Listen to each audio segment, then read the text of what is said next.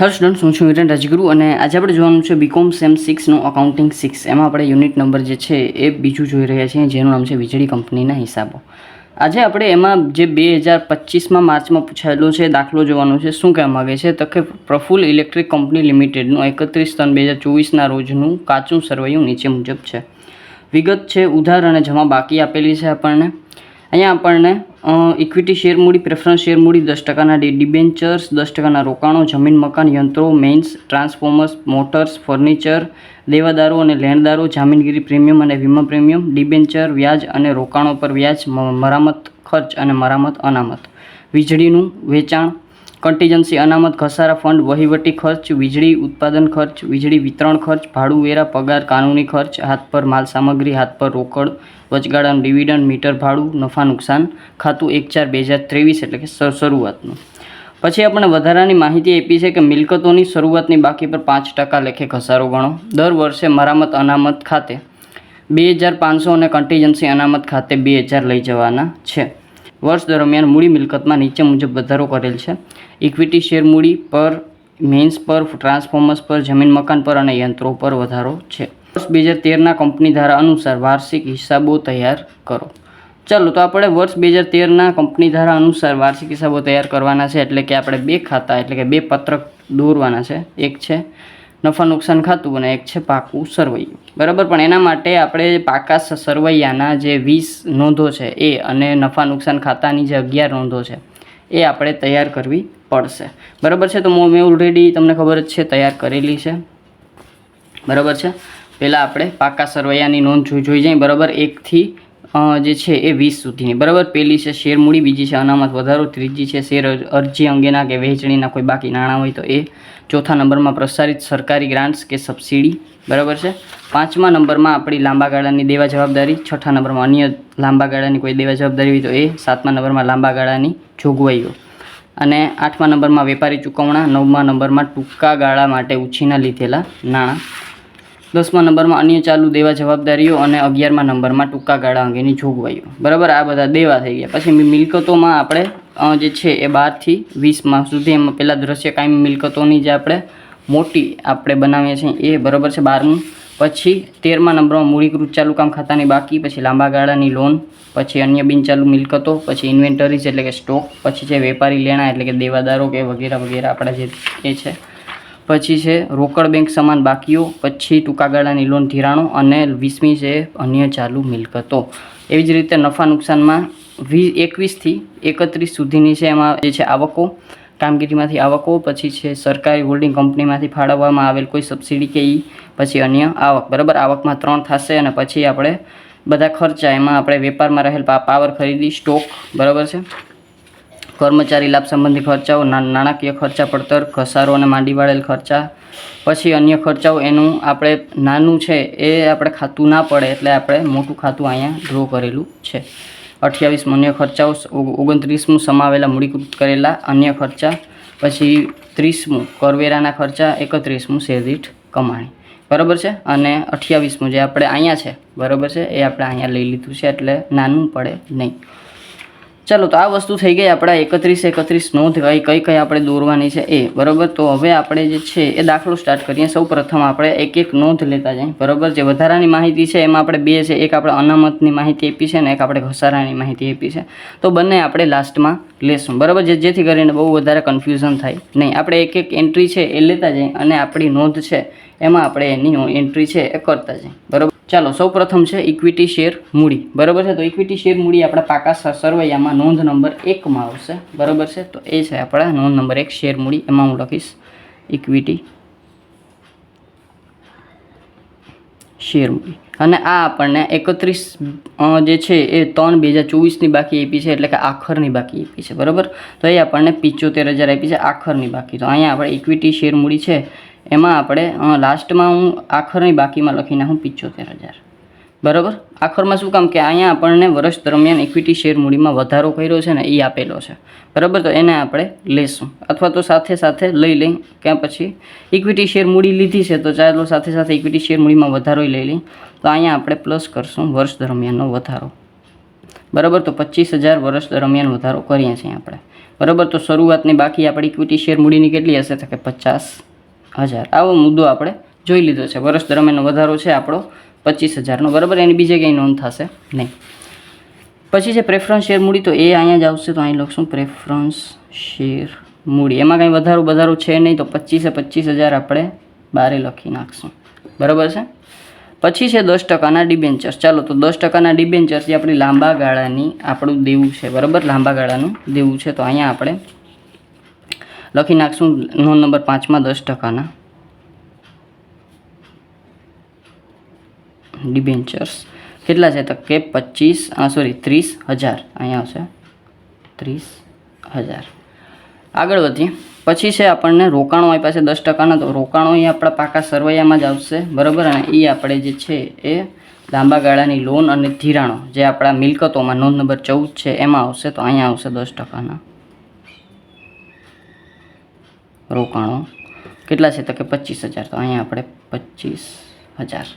બરાબર છે. ચાલો, પછી છે જમીન મકાન આપણી મિલકત છે. તો મિલકતમાં આપણે મિલકતનું અલગ ખાતું બનાવીએ છીએ અને આ મિલકતની બધીની આખરની બાકી આપી છે આપણને. બરાબર. તો જમીન મકાન છે 35,000. તો અહીંયા મિલકતનું જે ખાનું છે એ થોડુંક ઝેરોક્ષ છે એ કટ થઈ ગઈ છે, એટલે અહીંયા હું જમીન મકાન લખી નાખું છું. બરાબર. આખરની બાકી છે આપણી પાસે 35,000. તો અહીંયા આપણે શરૂની બાકી, વર્ષ દરમિયાન વધારો, દરમિયાન ઘટાડો અને આખરની બાકી. આપણે આખરની બાકીમાં 35,000 લખવાના થશે. બરાબર છે. પછી આમાં વર્ષ દરમિયાન વધારોની બધું આપણે લાસ્ટમાં લઈશું. બરાબર છે. પછી છે યંત્રો. તો અહીંયા આપણે યંત્રો લખી નાખશું. કેટલા છે તો કે 45,000. તો અહીંયા આપણે લખી નાખશું 45,000. પછી છે મેઇન્સ. તો મેઇન્સ લખી નાખીએ. કેટલા છે તો કે 15,000. તો અહીં લખી નાખશું 15,000. પછી છે ટ્રાન્સફોર્મર્સ. તો અહીંયા આપશું ટ્રાન્સફોર્મર્સ. કેટલા છે તો કે 25,000ના. તો અહીંયા આપણે ટ્રાન્સફોર્મર્સ 25,000ના. પછી મોટર્સ છે. તો અહીં લખશું મોટર્સ અથવા મીટર્સ. બરાબર. જે આમાં મોટર્સ લાગે છે એટલે આપણે મોટર્સ લખ્યું 7,500 અથવા તો મીટર્સ. બરાબર છે. મીટર બંને આપણે મિલકતો જ છે. પછી છે ફર્નિચર. તો અહીંયા લખશું ફર્નિચર. કેટલી છે તો કે ફર્નિચર છે 6,000. તો અહીં લખશું 6,000. ચાલો, મિલકતોનું કામ થઈ ગયું. પછી દેવાદારો અને લેણદારો. ચાલો, તો દેવાદારો આને આપણે અત્યારે સાઈડમાં મૂકી દઈએ. દેવાદારો છે એ આપણા જે છે એ વેપારી લેણામાં આવશે. તો અહીં લખશું આપણે દેવાદારો. બરાબર. કેટલા છે તો કે દેવાદારો ઉધાર બાકી તો 8,000. તો અહીંયા આપણે લખી નાખશું 8,000. પછી લેણદારો. તો લેણદારો આપણે પાછળ છે વેપારી ચૂકવણાઓ. બરાબર. નોંધ નંબર 8. તો અહીંયા આવશે લેણદારોની જમા બાકી. તો જમા બાકીમાં કેટલા છે આપણી પાસે તો કે 5,000. તો અહીંયા આપણે લખી નાખશું લેણદારો 5,000. આગળ વધીએ. જામીનગીરી પ્રીમિયમ અને વીમા પ્રીમિયમ. ચાલો, જામીનગીરી પ્રીમિયમ આપેલું છે ને વીમા પ્રીમિયમ આપેલું છે. વીમા પ્રીમિયમ છે એ ખર્ચ છે, જામીનગીરી પ્રીમિયમ છે એ અનામત છે. અનામત છે તો એની જમા બાકી એટલે કે 12,000 છે એ જામીનગીરી પ્રીમિયમના છે. અને વીમા પ્રીમિયમ છે આપણો ખર્ચ છે તો એ 2,000 આપણા અન્ય ખર્ચમાં આવશે. તો પહેલાં આપણે જામીનગીરી પ્રીમિયમ લખી નાખીએ પાકા સરવૈયામાં. બરાબર. જે નોંધ નંબર 2 અનામત અને વધારો છે એમાં આપણે લખશું જામીનગીરી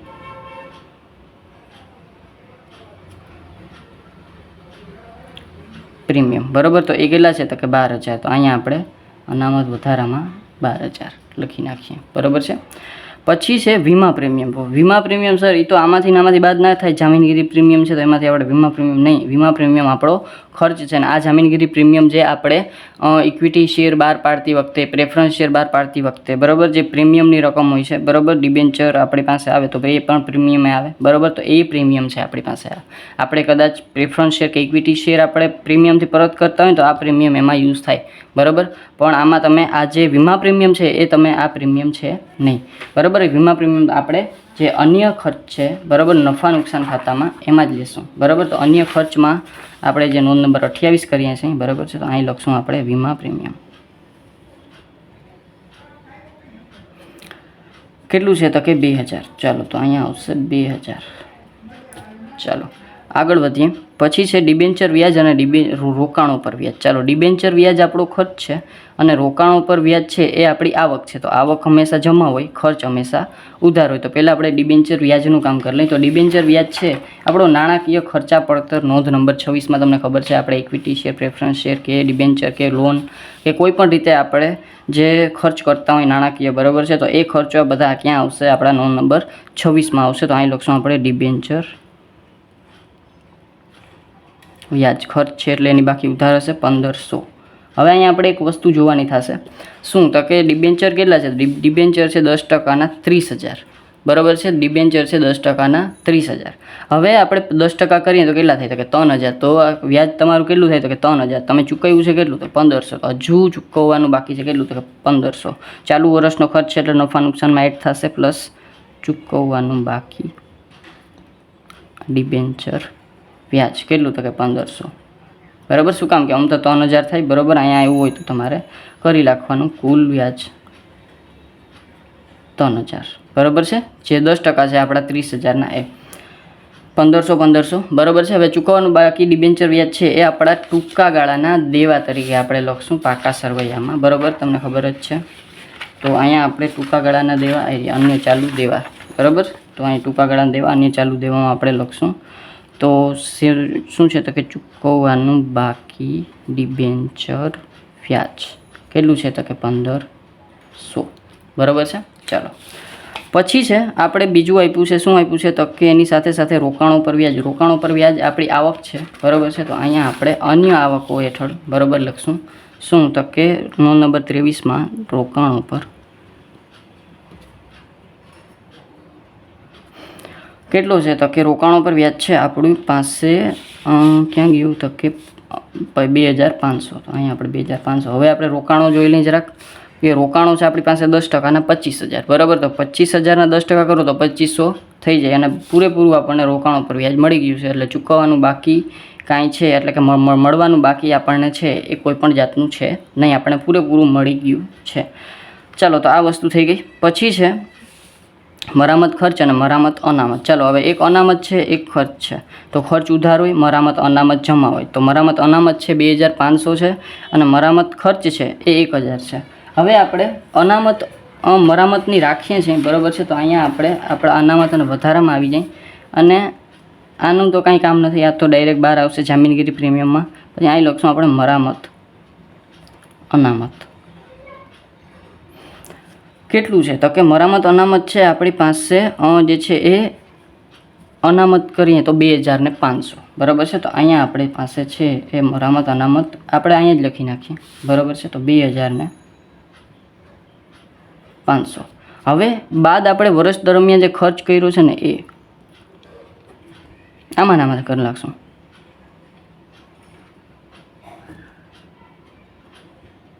મરામત ખર્ચ કેટલો છે? તો કે મરામત ખર્ચ છે 1,000. તો વર્ષ દરમિયાન જે કર્યો છે ને આમાંથી જ આપણે કાઢી નાખશું, જે આપણે અનામત રાખી છે ને એમાંથી ને એમાંથી, બરાબર છે. ચાલો, તો અત્યારે આને આપણે એમને રાખીએ 2500 અને 1,000, બરાબર છે. જે વર્ષ દરમિયાન કર્યું છે એ, બરાબર. એને અત્યારે આપણે એમને રાખીએ, એને આપણે બહાર મૂકતા નથી. આને 12,000ને આપણે બહાર મૂકી દઈએ, કારણ કે હવે એનું કંઈ કામ નથી. 12,000 બહાર મૂકી દીધા. આગળ વધીએ. વીજળીનું વેચાણ. તો વીજળીનું વેચાણ નફા નુકસાન ખાતામાં આવશે. કામગીરીમાંથી આવક છે, અહીં લખશું આપણે વીજળીનું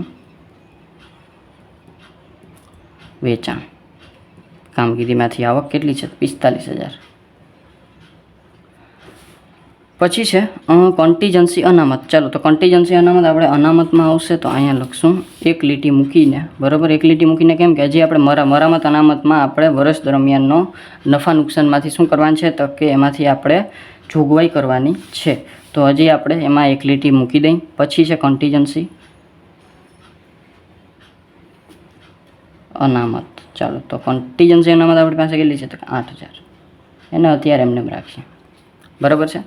પછી છે ઘસારા ફંડ. ચાલો, તો ઘસારા ફંડ આપણે આપણા પાકા સરવૈયામાં જે મિલકતો છે ત્યાં લઈ લે, બરાબર છે. તો ઘસારા ફંડ આપણે જે આખરની બાકી છે ને ત્યાં લેશું, બરાબર છે. તો આખરની બાકીમાં આપણે જે વર્ષ દરમિયાનનો ઘસારા ફંડ છે એ લખી નાખીએ. કેટલું છે? તો કે 15,000. તો અહીં લખી નાખશું 15,000. જે ઘસારો છે એમાં આખરની બાકી તરીકે 15,000 લખી નાખ્યા. હવે આખો ઘસારાનો હવાલો કરવો આપણે છેલ્લે રાખીએ, બરાબર. આખો ઘસારાનો હવાલો છેલ્લે રાખીએ. અત્યારે માત્ર લખી નાખ્યા છે, બરાબર. પછી આ જે વર્ષ દરમિયાનનો ઘસારો આપણે એડ કરી અને પછી આપણે આખરની બાકી શોધી લેશું, બરાબર. પણ અત્યારે નહીં, અત્યારે આપણે જેમ કરીએ છીએ એમ જ કરીએ. પછી છે વહીવટી ખર્ચા. તો વહીવટી ખર્ચા ઉધાર છે એટલે કે ખર્ચ છે આપણો. તો નફા નુકસાન ખાતામાં અન્ય ખર્ચમાં આપણા વહીવટી ખર્ચા આવશે. તો અહીંયા આપણે અન્ય ખર્ચાઓ, તો અહીંયા આપણે લખશું વહીવટી ખર્ચા. કેટલા છે? તો કે 12,500. પછી છે વીજળી ઉત્પાદન ખર્ચ. ચાલો, તો વીજળી ઉત્પાદન ખર્ચ છે એ આપણે જે છે એ મુખ્ય ખર્ચ છે આપણો ઉત્પાદનને લગતો, બરાબર. તો આપણે વેપારમાં રહેલ પાવર ખરીદી અથવા તો સ્ટોક એમાંથી લખશું. તો એમાં છે આપણે વીજળી ઉત્પાદન ખર્ચ. તો અહીં લખશું વીજળી ઉત્પાદન ખર્ચ. ચાલો, તો 12,500 અહીંયા આવશે. પછી છે વીજળી વિતરણ ખર્ચ. ચાલો, તો આ છે વીજળી ઉત્પાદન ખર્ચ, જે ઉત્પાદન સાથે સીધો સંકળાયેલો છે. આપણી ખરીદી કે આપણે જે જનરેટ કરીએ છીએ એનો ખર્ચ છે, બરાબર. પણ અહીંયા વીજળી વિતરણ ખર્ચ છે તો એ વેચાણ ખર્ચા થયા અને એ આપણે અન્ય ખર્ચમાં એને લખીશું, બરાબર છે. તો અહીંયા આપણે વીજળી વિતરણ ખર્ચ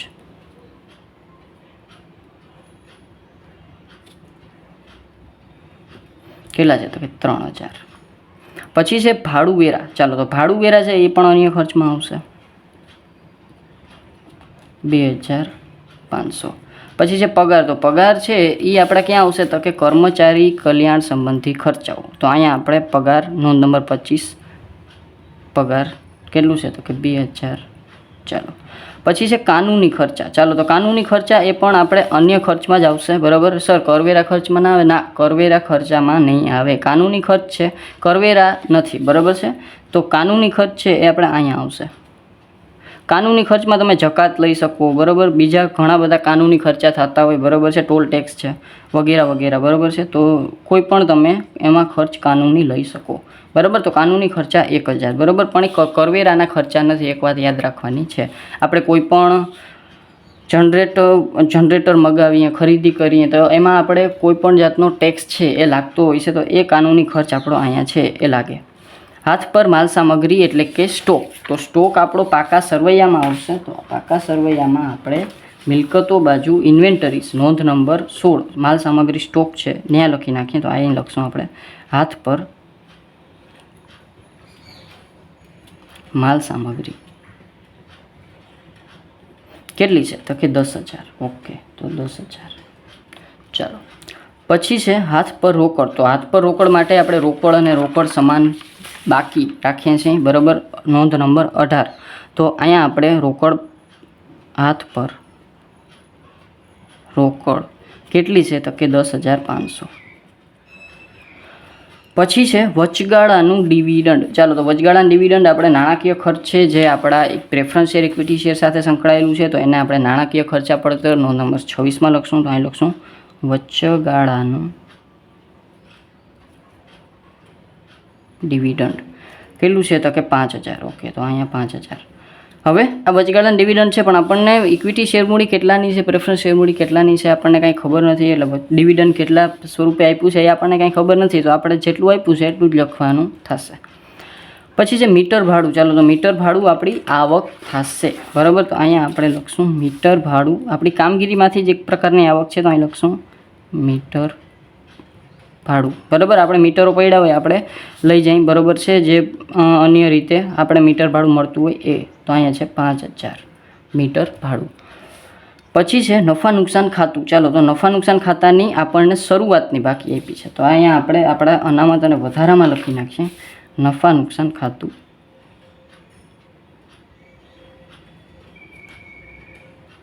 કેટલું છે? તો 5,000. તો અહીંયા આપણે શરૂઆતની બાકી 5,000 લખી નાખીએ, બરાબર છે, અનામત અને વધારામાં. ચાલો, આગળ વધીએ. હવે આપણે જે માહિતીઓ આપી છે, બરાબર, વધારાની એ જોઈ લઈએ. આપણે બધી એન્ટ્રી જોઈ લીધી, જે મેં હતી એમ રાખી દીધી. હવે આપણે વર્ષ દરમિયાન મિલકતો, શરૂઆતની મિલકતો પર 5% લેખે ઘસારો ગણવાનો છે. મિલકતોની શરૂઆતની બાકી એટલે હવે આપણે મિલકતો ઉપર આવેલા છે, બરાબર છે. આપણા નોંધ નંબર 12, બરાબર, જે આપણી દ્રશ્ય કાયમી મિલકતો છે એ. હવે આપણે એમાં આખરની બાકી લઈ લીધી. તો એમાં આપણે પહેલાં વધારો બાદ કરી અને શરૂઆતની બાકી મેળવી લઈ. તો અહીંયા વધારો આપણને આપ્યો છે ઇક્વિટી શેર મૂડી, તો એનું કરી નાખ્યું. પછી આપણને મેઇન્સ આપ્યા છે. ચાલો, તો મેઇન્સમાં આપણને 5000નો વધારો કીધો છે. તો વર્ષ દરમિયાનનો વધારો જે બીજા નંબરની નોંધ છે એમાં હું લખીશ મેઇન્સમાં 5000નો વધારો. તો અહીંયા લખશું 5000 વધારો. 15000માં 5000 જાય તો 10000 આપણે જે છે એ શું થશે? તો કે મેઇન્સની શરૂઆતની બાકી. ટ્રાન્સફોર્મર્સ 7500 આપ્યા છે. તો ટ્રાન્સફોર્મર્સ અહીંયા 7500, 25000માંથી 7500 આપણે માઇનસ કરીએ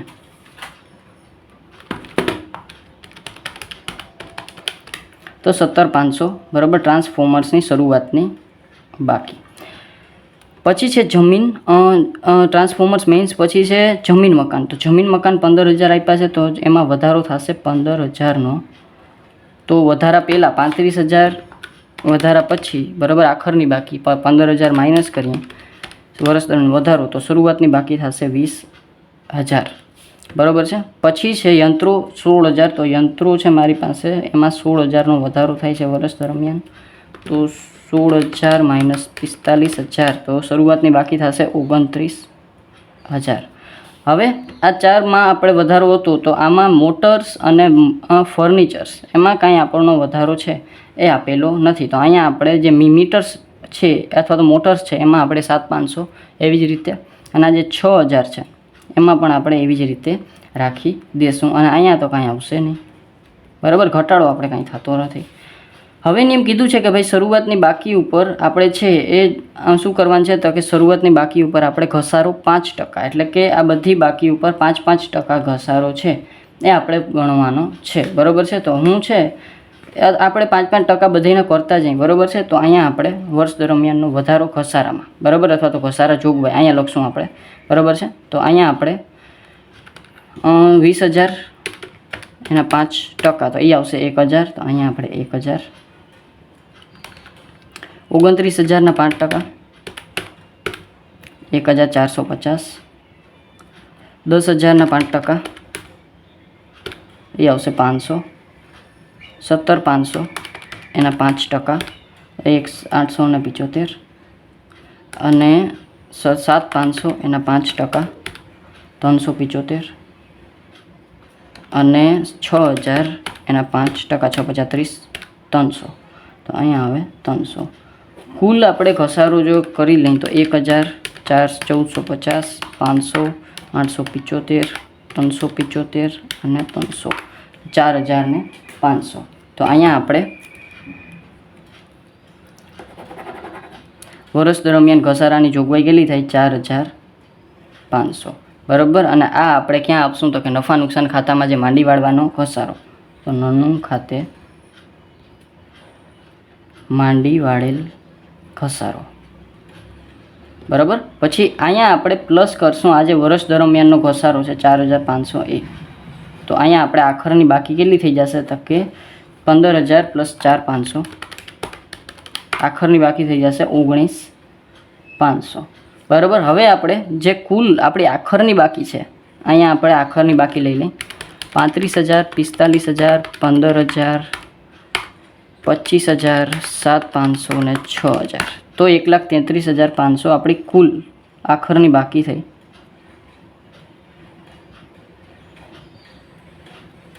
બરાબર, 1,33,500. એમાંથી આપણે 19500 શું કરશું? માઇનસ આપણો ઘસારો.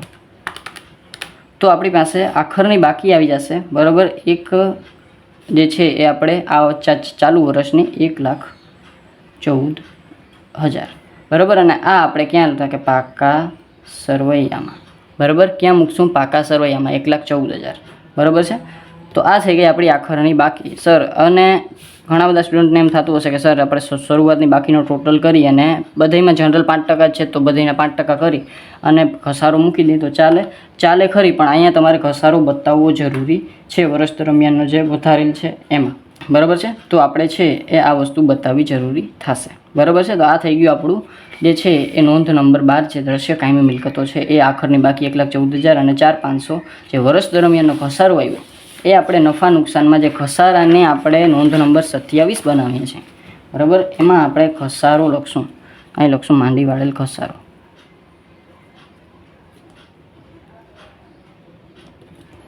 કાયમી મિલકતો પર, બરાબર છે. કેટલું તો કે આમાં આપણે નોંધ નંબર કેટલું છે તો કે નોંધ નંબર 12 મુજબ બરાબર આમ લખી નાખીએ તો વધારે સારું. બરાબર શું કામ કે જે જોવાવાળું છે ને ખબર પડી જાય કે ત્યાંથી જ આવ્યું છે. તો અહીંયા આપણે 4500 જે ચાલુ વર્ષનો ઘસારો જે શરૂઆતની બાકી ઉપર આપણે ગણ્યો હતો બરાબર એ જ ઘસારો આપણે માંડી વાળવાનો છે. ચાલો તો આ વસ્તુ થઈ ગઈ. ઘસારાનું કામકાજ કમ્પ્લીટ કરી નાખ્યું આપણે બરાબર છે. આના સિવાય ઘસારામાં બીજી કોઈ નોંધ થશે નહીં બરાબર. જે કાયમી મિલકતો પાકા સરવૈયામાં જે લખવાનું થશે એ પછી છે દર વર્ષે મરામત અનામત ખાતે 2,500 અને કન્ટીજન્સી અનામત ખાતે 2,000 લઈ જવામાં આવે છે. તો એના માટે આપણે જે છે એ નફા નુકસાન ખાતું બનાવવું પડશે અને પછી આપણે જ્યારે બંધ કરશું ત્યારે આપણે આપણા નફામાંથી આનો જે અનામત છે એ લઈ જશું બરાબર છે. તો ચાલો હવે આપણે આપણા નફા નુકસાન ખાતા બંધ કરી નાખીએ. તો હું નફા નુકસાન ખાતું તો મેં ઓલરેડી બનાવી લીધું છે. તો તમને ખબર જ છે આપણે બરાબર જેવી રીતે આપણા બધાય શું છે તો કે નોંધ છે એવી જ રીતે આપણે લાઈન સર એને લખતું જવાનું થશે. ચાલો તો પહેલાં નફા નુકસાન ખાતું લઈ લઈએ આપણે અને જે આપણે બધા નોંધ નંબર બંધ કરતા જાય અને જે આવે એ લખતા જાય. તો અહીંયા નોંધ નંબર 1 છે કામગીરીમાંથી આવકો 45 ને 5 ટોટલ થઈ જશે 50,000 અને અહીંયા આપણે આખરમાં 50,000 અને 21 નંબરની નોંધ છે આપણી બરાબર છે કામગીરીમાંથી આવકો એમાં લખી નાખશું 50,000 ચાલુ વર્ષની બરાબર છે. આપણે જે રકમ છે એ લખવાની છે. ગયા વર્ષની રકમમાં કાંઈ લખવાનું થશે નહીં. સબસિડીમાંથી આવક નથી થઈ આપણે બરાબર છે. પછી 2,500 અન્ય આવકમાં આવશે તો 2,500 તો અહીંયા આપણે 2,500 અન્ય આવકો બરાબર છે. ચાલો પછી છે ખર્ચાઓ બરાબર. તો અહીંયા આપણે કુલ આપણે પછી જ્યારે પેન હાથમાં લઈશું ત્યારે કરી નાખશું. વેપારમાં રહેલ પાવર ખરીદીમાં 12,500 બરાબર છે આપણી થશે. તો નોંધ નંબર 24માં 12,500 પછી છે કર્મચારી લાભ સંબંધી ખર્ચાઓ 2,000 તો આને 2,000માં બંધ કરી દઈશું આપણે. તો અહીંયા આપણે કર્મચારીઓના લાભ સંબંધી ખર્ચાઓ 2,000 પછી 1,500 3,000 અને 5 8,000 બરાબર. તો આ 5 ને 3 8,000 અહીંયા બરાબર. તો નાણાકીય ખર્ચા પડતર એમાં નોંધ નંબર 26માં આવશે 8,000. પછી ઘસારો તો એ તો 4,500 જ છે. તો અહીંયા આપણે 4,500 ઘસારો બરાબર છે. ઘસારો અને માંડી વાળેલ ખર્ચા 4,500. પછી અન્ય ખર્ચાઓ તો અન્ય ખર્ચાઓ આપણને પાછળ આપણે કરેલા છે. તો 2,000 12,500 3,000 2,500 અને 1,000 તો આવશે 21,000. તો 21,000માં આપણે બંધ કરી દઈશું અને 28મા નંબરમાં 21,000 આપણે અન્ય ખર્ચાઓ. પછી છે મૂડીકૃત કરેલા ખર્ચાઓ તો એમાં તો આપણે કાંઈ છે એ લખતા નથી બરાબર. મૂડીકૃત કરેલ કોઈ પણ જાતનો ખર્ચો આપણો છે નહીં બરાબર છે. ચાલો પછી છે અહીંયા મૂડીકૃત કરેલા ખર્ચાઓ. પછી છે કરવેરાના ખર્ચા તો એમાં પણ કાંઈ છે નહીં બરાબર. અને શેર દીઠ કમાણી પણ આપણને કાંઈ આપેલ નથી પણ એ આપણે પછી કરશું. ત્રીજા નંબરમાં આપણને આવી ગયું. હવે હું બ્લેક પેન જરાક હાથમાં લઈ લઉં બરાબર છે અને આપણે કુલ ખર્ચા અને આવકો કરી નાખીએ. તો અહીંયા આપણે 50,000 2,500 એટલે કે 52,500 કુલ આવકો. પછી આપણે 12,500 2,000 8,000 4,500 અને 21,000 એટલે એ આવશે 39,000 આપણી કુલ ખર્ચા બરાબર. હવે આપણે એ 52,500માંથી 39,000 માઇનસ કરીએ તો 4,500 એ આપણે અપવાદરૂપ વિશિષ્ટ જે વિગતો છે અને કર પૂર્વેનો નફો બરાબર છે. તો અહીંયા આપણે 4,500 અપવાદરૂપ બાબતો અને કર પૂર્વેનો નફો. હવે આપણે જે છે એમાંથી આપણે શું બાદ કરશું પહેલાં તો કે અપવાદરૂપ બાબતો જે આપણને કાંઈ આપેલી નથી. બાદ અપવાદરૂપ બાબતો બરાબર જે આપણને કાંઈ આપેલી નથી. તો અહીંયા આપણે 4,500 એવા ને એવા આ શું આવશે આપણનો તો કે કર પૂર્વેનો નફો. 4 નંબરમાં કર પૂર્વેનો નફો બરાબર. આ શું આવી ગયું આપણી પાસે કર પૂર્વેનો નફો. હવે આપણે કર આમાંથી શું કરશું બાદ. તો અહીંયા આપણે બાદ કરશું કરવેરા. તો કરવેરા એ કેટલા છે તો કે નોંધ નંબર આપણી 30 મુજબ. તો અહીંયા આપણે કરવેરા 30 મુજબ કાંઈ આપેલા નથી. તો આ આપણો કર બાદનો નફો ચોખ્ખો આવી જશે 4,500 500 બરાબર. તો અહીંયા આપણે 5મા નંબરમાં કર બાદનો ચોખ્ખો નફો બરાબર છે. તો એ છે આપણો 4500. હવે આપણે શું કરવાનું છે તો કે આમાંથી આપણે જે છે એ અનામત લઈ જવાની છે જે આપણને કીધી છે બરાબર. આજે 4500 આપણો નફો આવ્યો એમાંથી આપણે શું છે તો કે અહીંયા આપણે જે છે એ કીધું છે કે ભાઈ વર્ષ દરમિયાન મરામત અનામત ખાતે 2500. તો અહીંયા આપણે બાદ મરામત અનામત ખાતે જોગવાઈ કેટલી છે તો કે 2500ની. તો અહીંયા આપણે 2500 માઇનસ કરશું નફામાંથી અને પછી છે એ કન્ટીજન્સી અનામત ખાતે. તો કન્ટીજન્સી અનામત ખાતે જોગવાઈ કેટલી છે તો કે એ છે 2000. તો ચાલો આ 2000 એટલે તો આ તો બધું ખાઈ ગયો બરાબર છે. જે 4500 છે એમાં પૂરેપૂરો નફો આપણો ખવાઈ ગયો. 2 ને 2 4 ને 500 એટલે કે 4500 માઇનસ 2500 અને 2000. તો આ થઈ ગયો 0 એટલે કે નીલ. તો આ થઈ ગયો આપણો નફા નુકસાન ખાતે નફા નુકસાન ખાતાની આખર બાકી અથવા તો નફા નુકસાન ખાતું શું આવી જશે નીલ. નફા નુકસાન ખાતું નફા નુકસાન ખાતાની બાકી લખી નાખીએ બરાબર. બરાબર છે. તો આ આવશે નફા નુકસાન ખાતાની બાકી અથવા તો જે છે એ આપણું અનામત અને વધારા ખાતે લઈ જવાની રકમ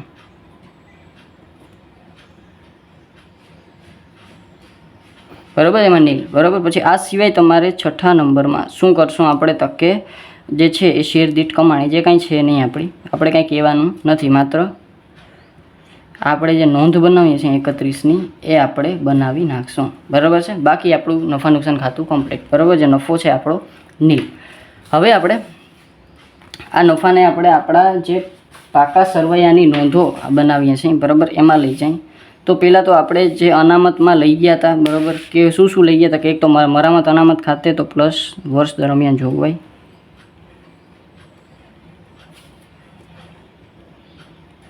કેટલી થઈ તો કે 2500ની. તો અહીંયા આપણે પ્લસ 2500. ચાલો તો આને આપણે બહાર મૂકી દઈએ. 2500 5000માંથી 1000 જાય એટલે 4000 બરાબર. 2500 5 એમાં 4. પછી છે કન્ટીજન્સી અનામત. તો એમાંય આપણે વર્ષ દરમિયાન વધારો કરીએ છીએ. તો વર્ષ દરમિયાન વધારો બરાબર છે. તો એ થઈ જશે 2000નો. તો અહીંયા આપણે 2000 વર્ષ દરમિયાન કરશું તો આ આવશે 10012 બરાબર. પછી આપણે નફા નુકસાન ખાતું પ્લસ વધારો કેટલો થશે તો કે 0 બરાબર. કાંઈ આપણને છે નહીં નીલી કરી શકો તમે. અહીંયા આપણે 5012 બરાબર. તો બધી વસ્તુ થઈ ગઈ. હવે આપણે પાકું સરવૈયું ખાલી જે છે એ સરભર કરવાનું બાકી છે. તો પાકું સરવૈયું પણ ઓલરેડી મેં બનાવી લીધું છે બરાબર છે. તો અહીંયા છે એ આપણું પાકું સરવૈયું છે બરાબર. ક્વેશ્ચનને હું અત્યારે સાઈડમાં મૂકી દઉં અને પાકું સરવૈયું મેં ફોર્મેટ તો લખી જ નાખ્યું. તમને ખબર જ છે કે જે પ્રમાણે આપણા નોંધ છે બરાબર એ જ પ્રમાણે આપણે લખતું જવાનું છે. જરાક આપણે ફોર્મેટ જોઈ લઈએ બરાબર. ઇક્વિટી અને દેવા જવાબદારી એમાં શેર હોલ્ડરના ભંડોળો એમાં 4 નોંધ બરાબર. બિન ચાલુ દેવા જવાબદારી બરાબર છે એમાં 3 નોંધ. પછી ચાલુ દેવા જવાબદારી એમાં 4 નોંધ બરાબર. 4 3 4નો ફોર્મેટ. પછી આપણે ઇક્વિટી અને દેવા કુલ થઈ જશે. પછી મિલકતોમાં તમને ખબર છે બરાબર છે સ્થિર અને કાયમી મિલકતો એમાં દ્રશ્ય મિલકતો અદ્રશ્ય મિલકતો મૂડીકૃત ચાલુ કામ ખાતાની બાકી અને વિકાસ હેઠળ અદ્રશ્ય મિલકતો બરાબર છે. જે એમાં પેટા નોંધો છે એ પણ મેં લઈ લીધી છે. બિનચાલુ રોકાણો એમાં 2 છે બરાબર. લાંબા ગાળાની લોન ધિરાણ અને અન્ય બિનચાલુ મિલકતો અને ડિફર્ડ ટેક્સ એસેટ બરાબર છે. આમાં પણ ડિફર્ડ ટેક્સ લાયબિલિટી. પછી કુલ એક્સ બરાબર આપણી પાસે આવી જશે. ચાલુ મિલકતોમાં માલ સામગ્રી ઇન્વેન્ટરીઝ એમાં જે 4 5 નોંધ છે એ બધી આપણે લખી નાખવાની છે અને પછી આપણને કુલ મિલકતો મળી જશે. તો જે આવશે એ આપણે લખી નાખીએ. સૌ પ્રથમ આપણે શેર મૂડી. તો શેર મૂડી કેટલી છે તો કે 75 ને 25 ટોટલ થઈ જશે 1 લાખ. ચાલો તો અહીંયા આપણે 1 લાખ. અનામત અને વધારો. તો અનામત અને વધારો કરવો પડશે પ્લસ ચાલો તો 12 ને 4 16 10,000 અને 5,000. તો એ આવશે 31,000 અનામત અને વધારો. પછી છે શેર અરજી તથા વેચણી અંગેના બાકી નાણાં. તો એમાં કાંઈ છે નહીં. પછી છે સબસિડી એવું કાંઈ આપેલું નથી બરાબર છે. કુલ આપણે પછી કરી લઈશું બિનચાલુ દેવા જવાબદારી. તો એમાં આપણને 30,000 જે ડિબેન્ચર છે એ જ છે બીજું કાંઈ નથી. તો અહીંયા આપણે 30,000 આપણે બંધ કરી દઈશું. તો અહીં લખશું 30,000. પછી છે અન્ય લાંબા ગાળાના દેવા, તો એમાં કાંઈ છે નહીં. પછી છે લાંબા ગાળાની જોગવાઈઓ, તો એમાં પણ કાંઈ આપેલું નથી. પછી છે અન્ય બિનચાલુ દેવા, તો એમાંય કાંઈ નથી. અને ડિફર્ડ ટેક્સ લાયબિલિટી પણ આપણે કાંઈ આપેલી નથી. પછી છે વેપારી ચૂકવણાઓ, તો અહીંયા આવશે 5000 ચૂકવણાઓ, એ બંધ કરી દઈશું, બરાબર. અને અહીંયા આપણે વેપારી ચૂકવણાઓ 5000. પછી છે ટૂંકા ગાળા માટે ઉછીના લીધેલા નાણાં, તો એમાં પણ કાંઈ આપણને આપેલું નથી. પછી છે અન્ય ચાલુ દેવા જવાબદારીઓ, એમાં 1500 રૂપિયા આપણે જે છે એ રાખવા પડશે. ચાલો, તો એ છે 1500. અને ટૂંકા ગાળાની જોગવાઈઓ, તો કે એમાં પણ કાંઈ આપેલું નથી, બરાબર છે. તો એ પણ આપણે 11 નંબરની નોંધ દેશ. પછી છે મિલકતો બાજુ આવેલા જાય, તો મિલકતોમાં આપણે પહેલાં તો દ્રશ્ય કાયમી મિલકતો 1,14,000, તો આપણે જે 12 નંબરનું છે 1,14,000. પછી છે આગળ વધીએ તો મૂડીકૃત ચાલુ કામ ખાતાની બાકી કાંઈ આપેલી નથી. પછી મૂડીકૃત અદ્રશ્ય મિલકતો, બરાબર છે. પછી અદ્રશ્ય મિલકતો છે, એમાં પણ આપણે કાંઈ છે નહીં. મૂડીકૃત ચાલુ કામ ખાતાની બાકી, એમાંય કાંઈ નથી. પછી આ જે 13A વિકાસ હેઠળ અદ્રશ્ય મિલકતો, એમાંય પણ કાંઈ નથી, બરાબર. પછી બિનચાલુ રોકાણોમાં જે નોંધ નંબર 14 છે, એમાં આપણી પાસે 25,000 રોકાણો છે, તો અહીંયા આપણે 25,000 લખશું. પછી બિનચાલુ મિલકતોમાં 15 આપણે છે અન્ય બિનચાલુ મિલકતો, એમાં કાંઈ છે નહીં. વળી પાછું મિલકતો ચાલુ મિલકતોમાં આવેલા જાય, તો એમાં 10,000 છે આપણી પાસે, બરાબર છે, જે આપણા ઇન્વેન્ટરી સ્ટોક છે, બરાબર. તો એ 10,000 લખશું. પછી વેપારી લેણા મળવાપાત્ર, બરાબર, તો એ 8,000 છે, તો 8,000 આપણું એ પણ ખાતું થઈ જશે બંધ, તો 8,000. રોકડ અને રોકડ સમાન બાકી, ચાલો, તો એ પણ 10,000 આપણી પાસે છે, તો 10,500 છે, તો 10,500. અને અહીંયા 10,500 લખી નાખશું. અને ટૂંકા ગાળાની લોન અને ધિરાણો, તો એમાં પણ કાંઈ આપણી પાસે છે નહીં, તો અહીંયા ડેશ. અને અન્ય ચાલુ મિલકતોમાં પણ કાંઈ છે નહીં, ડેશ, બરાબર. ચાલો, તો હવે આપણે બંધ કરતા જાય બધી વસ્તુ અને જવાબ લેતા જાય, તો 1,31,000 એટલે આ થઈ જશે 1,31,000. 30,000, 5,000, તો આ કરતા જાય 30,000, 5,000, 1,500 એટલે 36,500. તો અહીંયા આપણે આ તો 30,000 જ છે અહીંયા કુલ બી, બરાબર. અને અહીંયા 5,000 અને 1,000, 6,500, તો આ આવશે 6,500. કુલની વાત કરી લઈ તો 1,31,000 પ્લસ 30,000 અને 6,500 એ આવશે 1,67,500. તો અહીંયા 1,67,500. હવે એવું જ આપણે અહીંયા આવવું જોઈએ, બરાબર છે. તો 1,14,000 પ્લસ 25,000 1,39,000, તો અહીંયા આપણે 1,39,000. અને આ આપણે 10,000 પ્લસ 8,000 પ્લસ 10,500, તો એ આવી જશે 28,500. તો અહીંયા આપણે બધાનો ટોટલ 1,39,000 પ્લસ કરી નાખીએ એટલે 1,67,500. તો અહીંયા લખી નાખશું 1,67,500. ચાલો, તો આ થઈ ગયું આપણું પાકું સરવૈયું જે આપણને કીધું હતું, બરાબર છે. તો 1,67,500 આપણો ટોટલ આવી ગયો, બરાબર. છતાં આ થઈ ગયો આપણો 2025માં પૂછાયેલો દાખલો. છતાં તમને કાંઈ પણ જાતનો ડાઉટ રહી જાય, બરાબર છે, તો પ્લીઝ મને કોમેન્ટમાં પૂછી લેજો. અને જો વિડીયો ગમે તો તમને ખબર જ છે, લાઇક, શેર, સબસ્ક્રાઈબ જરૂરથી કરી નાખજો, જેથી કરીને આવતા વિડીયોઝ તમને સરળતાથી મળતા રહે. Thank you.